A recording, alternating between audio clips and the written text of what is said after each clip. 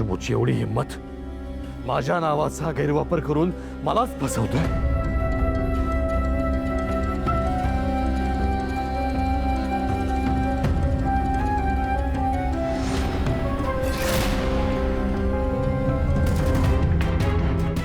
थांबा बाबा.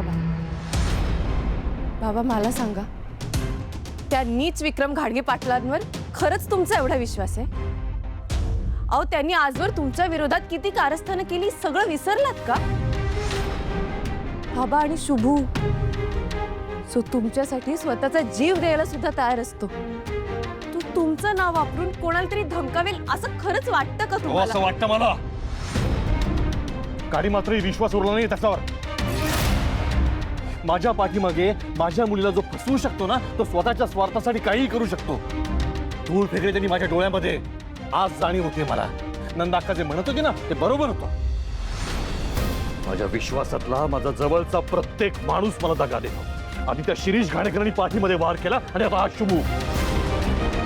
बाबा, शुभूच्या अण्णांनी हार चोरलेला नाही. दौलतच्या पिशवीमध्ये हार सापडलाय पोलिसांना. यापेक्षा काय मोठा पुरावा हवाय तुला? आणि अजूनही त्या शुभूची वकिली करायला आलीस तू इथे? हो बाबा, कारण माझा त्या विक्रम घाडगे पाटलांवर अजिबात विश्वास नाही.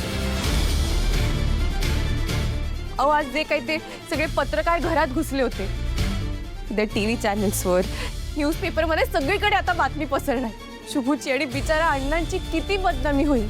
तुम्ही पत्रकारांसमोर तरी असं बोलायला नको होतं. आणि मला पूर्ण खात्री आहे, ह्या कटाच्या मागे आत्याचाच हात आहे. श्रावणी,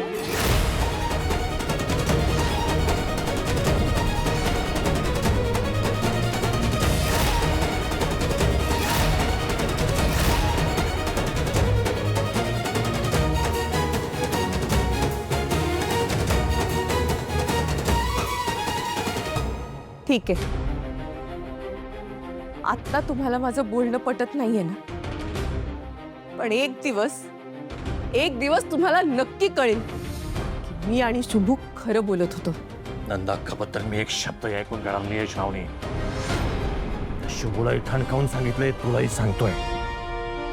आत्ताच्या आत्ता त्या शुभूचं खूळ डोक्यातनं काढून टाकायचं. गद्दार आहे तो. 100% खरं बोलायला असं तुम्ही साहेब.